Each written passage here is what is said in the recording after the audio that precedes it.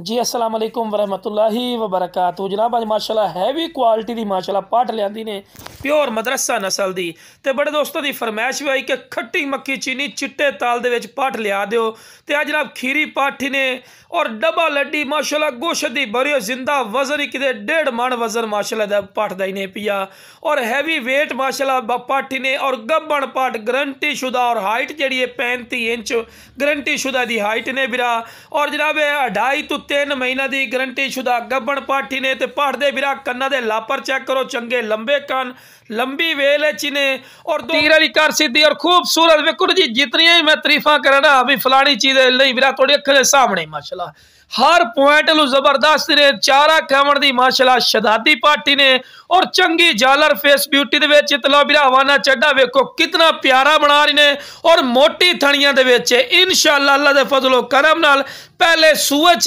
2.5 to 3 litre दुध वाली बकरी बनसी इंशाअल्लाह। और जिस बिरा नूं चाहिए जनाब स्क्रीन ते नंबर 4 ने शौकीन और दोस्तों वास्ते अनमोल तोहफा ने और बिल्कुल मुहब्बत वाला रेट लग जासी।